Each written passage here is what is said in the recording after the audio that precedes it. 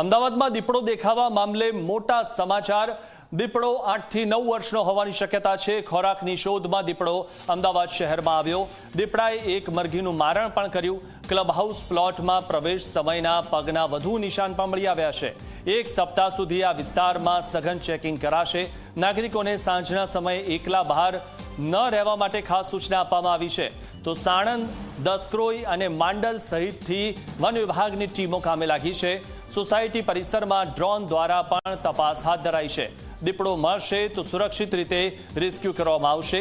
દીપડાને પકડવા માટે પાંજરા મૂકી દેવામાં આવ્યા છે। ત્યારે આ દીપડાને પકડવા માટે હવે વન વિભાગ સક્રિય થયું છે। અને ઉલ્લેખનીય બાબત એ છે કે આ જે આખો વિસ્તાર છે, આ વિસ્તારમાં સાંજના સમયે લોકોને એકલા ન નીકળવા માટે પણ ખાસ સૂચના આપવામાં આવી છે, કારણ કે આ દીપડો ગમે ત્યાંથી હુમલો પણ કરી શકે છે। ત્યારે ખોરાકની શોધમાં આ દીપડો આવ્યો છે તે બાબતે પણ તપાસમાં સામે આવ્યું છે।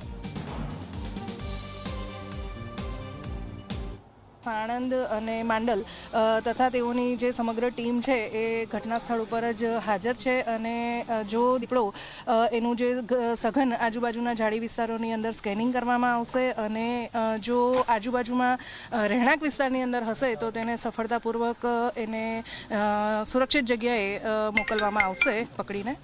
એના જે પગમાર્ક્સ છે એ જોતા એવું જણાય છે કે એ દૂર જતો રહ્યો હોય, પરંતુ લોકોને આજુબાજુના રહેણાંક વિસ્તારના જે લોકો છે એમને એવી વિનંતી છે કે સંધ્યાકાળે ખાસ કરીને તેઓના બાળકોને બહુ અવાવરી જગ્યાએ ના મોકલે અને નજર સામે રાખે અને જે સોસાયટીના આંગણા સુધી જ સીમિત રાખે।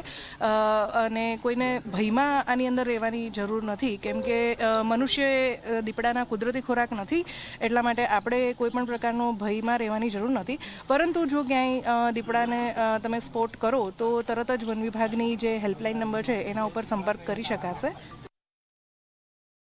આપણે અલગ અલગ જગ્યાએ 4 થી 5 કેજ મૂકીશું અને દરેકની અંદર જે પણ અમારો સ્ટાફ હશે એ આસપાસ રહેશે અને એનું મોનિટરિંગ થશે। ભૂતકાળમાં આવી કોઈ ઘટનાઓ દેખાઈ નથી કે દીપડો આજુબાજુમાં દેખાયો હોય એવી, તો એ કોઈક બહારની જગ્યાએથી જ આવ્યો હોય એવી શક્યતાઓ વધારે છે। જે સીસીટીવી ફૂટેજ છે એના ઉપરથી આ 8 થી 9 વર્ષનો દીપડો હોય એવું લાગી રહ્યું છે। અમદાવાદ શહેરના પોશ વિસ્તાર ગણી શકાય એવા રહેણાંક, શેલા અને ઘુમા વિસ્તારની શરણદીપ સોસાયટી છે, તેનામાં મોડી રાત્રે દીપડાની હાજરી જોવા મળી છે। જે બાદ સ્થાનિક રહીશો છે તેમનામાં ફફડાટ ફેલાઈ ગયો છે અને વન વિભાગમાં પણ દોડધામ મચી છે। હાલ ઝી24 કલાકની ટીમ એ જ સોસાયટીમાં ઉપસ્થિત છે કે જ્યાંથી દીપડાએ પ્રવેશ કર્યો હતો। આપ જોઈ શકો છો પાછળની તરફ બિલકુલ ખુલ્લું ખેતર છે, દૂર દૂર સુધી ઝાડી ઝાખર છે અને કોઈ રહેણાંક વસ્તી નથી। હા, અંડર ડેવલપિંગ એરિયા છે એટલે પાછળ કન્સ્ટ્રક્શન જોઈ શકાય છે, પરંતુ દીપડો અહીંયાથી અને આ જે બોક્સ છે ત્યાં ચડ્યો હતો, જ્યાં તેના પગના નિશાન છે, જેને અહીંયા માર્કિંગ પણ કરવામાં આવ્યો છે। અને તે બાદ દીપડો અહીંયાથી સોસાયટીનું જે ક્લબ હાઉસ છે તે આખા ખુલ્લા પ્લોટમાં થઈને અહીંયાથી પસાર થયો હતો કે જ્યાં સામેની તરફ તેને દિવાલ ફાંદી હતી અને ત્યાં પણ તેના પગના નિશાન છે।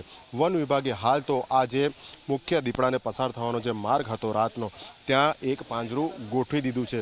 અમદાવાદના ડીસીએફે જે મીડિયા સાથે વાત કરી તેનામાં 4 થી 5 સ્થળે આ પ્રકારના કેજ ગોઠવવામાં આવશે અને આગામી એક સપ્તાહ સુધી વન વિભાગની ટીમ દીપડાની સંભવિત હવેની હાજરી અંગે મોનિટરિંગ કરશે, તપાસ કરશે। હાલ તો સંભાવના એ જ છે કે તે રહેણાંક વિસ્તારથી દૂર જતો રહ્યો છે, જે પ્રમાણેના તેના પગ સોસાયટીની બહારના સામેના ખુલ્લા પ્લોટમાં તેના પગના નિશાન મળે છે તે મુજબ, પરંતુ તે ફરી પણ આવી શકે તેવી સંભાવનાને ધ્યાનમાં રાખીને હાલ વિવિધ રૂટ ઉપર કેજ ગોઠવી દેવામાં આવ્યા છે। કેમેરા પર્સન એસપી શર્મા સાથે અર્પણ કાયદાવાલા, ઝી મીડિયા, અમદાવાદ। અમદાવાદ શહેરમાં દીપડાની એન્ટ્રીથી દહેશત ફેલાઈ છે। શેલા વિસ્તારમાં દીપડાના આટાફેરા સીસીટીવીમાં કેદ થયા। વીઆઈપી રોડ પરની શરણદીપ સોસાયટીમાં દીપડાની લટાર। શરણદીપ સોસાયટીના સીસીટીવીમાં દીપડો દેખાયો। સોસાયટીના સીસીટીવીમાં દીપડાના આટાફેરા કેદ થયા છે। રહેણાંક વિસ્તારમાં દીપડાની એન્ટ્રીથી સ્થાનિકોમાં દહેશત ફેલાઈ ગઈ છે। પાંજરું ગોઠવી દીપડાને પકડવા વન વિભાગે કાર્યવાહી હાથ ધરી છે। ત્યારે ગઈકાલે રાત્રે દીપડો દેખાયો હતો। સીસીટીવીમાં દીપડાના આટાફેરા કેદ થયા હતા અને ત્યાં જે એક વ્યક્તિ છે તેણે રાત્રે 1 વાગે પણ દીપડાને રોડ ક્રોસ કરતો જોયો હતો।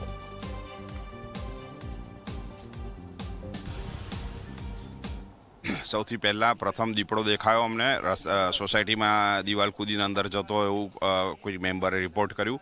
એના પછી અમે 2 વાગ્યા પછી કન્ફર્મ કરી લીધું સીસીટીવી ફૂટેજ જોઈને કે દીપડો છે જ છે 100%. એટલે અમે તાત્કાલિક દર્શનભાઈને આપણા મેયરશ્રીને ફોન કરીને જંગલ ખાતાની બધી ટીમો આવી ગઈ. અત્યારે ટીમ સ્ટેશન છે. સોસાયટીમાં ભયનો માહોલ છે ચોક્કસ, અને ડેફિનેટલી બધાને સૂચના આપી છે ઘરની બહાર નીકળવું નહીં. મને ગઈકાલ રાત્રે 2:45 વાગે સોસાયટીના ચેરમેન દ્વારા અમારા કાર્યકર્તાને પાસે ફોન કરાવ્યો હતો, અને રાત્રે 2:45 વાગે ફોન કર્યા પછી મેં જૂના સુપ્રિન્ટેન્ડન્ટ સાહુજીને વાત કરી હતી, અને સાહુજીએ વન વિભાગની ટીમ અને કાંકરિયાની ટીમ લઈ રાત્રે આવી ગયેલા છે, અને રાતથી અહીંયા સર્ચ ચાલી રહ્યું છે. હજુ સુધી જે સીસીટીવીના ફૂટેજો આપણે જોયા છે અને એના પગલાં મળ્યા છે, એના સિવાય અત્યારે હાલ કંઈ પણ જાણવામાં આવ્યું નથી. જણાવવા માટે બધી જે બંગલા, અને આપ જોઈ શકો છો ખૂબ ગ્રીન કવરવાળો વિસ્તાર અને સોસાયટીનો અનડેવલપ વિસ્તાર પણ છે, એટલે ત્યાં શોધી રહ્યા છીએ. આપણે બધા જ સોસાયટીને સવારે મળ્યા હતા, અને સવારે સોસાયટીના ચેરમેન સેક્રેટરી જોડે એમના ગ્રુપમાં પણ મેસેજ નાખ્યો, એકલ દોકલ વ્યક્તિએ સ્કૂટર ઉપર નીકળવું ના જોઈએ. અને અહીંયા તો વોકની અંદર પણ સવારે વહેલા લોકો નીકળતા હોય છે. અત્યારે જ્યાં સુધી આ વન્યજીવી પ્રાણીનું પકડાય નહીં ત્યાં સુધી 100% આપણે એનું ધ્યાન રાખવું જોઈએ. અને સોસાયટીના રહીશો એકલ લોકલ વોક માટે પણ ના નીકળવું જોઈએ, ને 2 વ્હીલર પણ ના નીકળવું જોઈએ. પોતાની ગાડીમાં નીકળે એ હિતાવાય છે. તો દીપડા મુદ્દે વન રાજ્યમંત્રી પ્રવીણ માળીની પ્રતિક્રિયા સામે આવી છે. વન વિભાગે દીપડાના રેસ્ક્યુ માટે ટીમ બનાવી છે તે વાતનો ઉલ્લેખ તેમણે કર્યો. શેલા, બોપલ, ઘુમા વિસ્તારમાં દીપડો દેખાયો છે. દીપડો એગ્રેસિવ પ્રાણી હોવાથી કોઈએ પજવણી ન કરવા પણ અપીલ કરી છે. દીપડો દેખાય તો વન વિભાગને જાણ કરવા પણ અપીલ કરાઈ છે. દીપડો ક્યાંથી શહેરમાં આવ્યો તેની તપાસ કરાશે તે વાતનો ઉલ્લેખ પણ તેમણે કર્યો.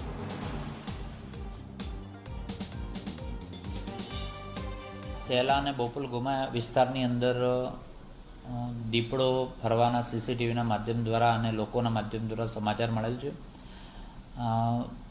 દીપડો હજી સુધી કોઈને નુકસાન કર્યાના સમાચાર મળ્યા નથી. તેને રેસ્ક્યુ કરવા માટે ફોરેસ્ટ ડિપાર્ટમેન્ટ દ્વારા તમામ ટીમો લાગી ગઈ છે. માન્ય મુખ્યમંત્રીશ્રી અને ડેપ્યુટી મુખ્યમંત્રીના સતત ફોલોઅપ પણ લેવામાં આવી રહ્યું છે. અર્જુનભાઈ દ્વારા પણ આનું ફોલોઅપ લેવામાં આવી રહ્યું છે. ફોરેસ્ટ ડિપાર્ટમેન્ટ રેસ્ક્યુ કરવા માટે જે અંધારું જ્યાં રહેતું હોય છે ત્યાં એ વધારે ફરતું હોય છે. રાત્રિ દરમિયાન એ વધારે ચાલતું પ્રાણી છે, એગ્રેસિવ હોય છે. એટલે તમામને હું વિનંતી કરું છું કે આને કોઈ જાતની પજવણી ન થાય.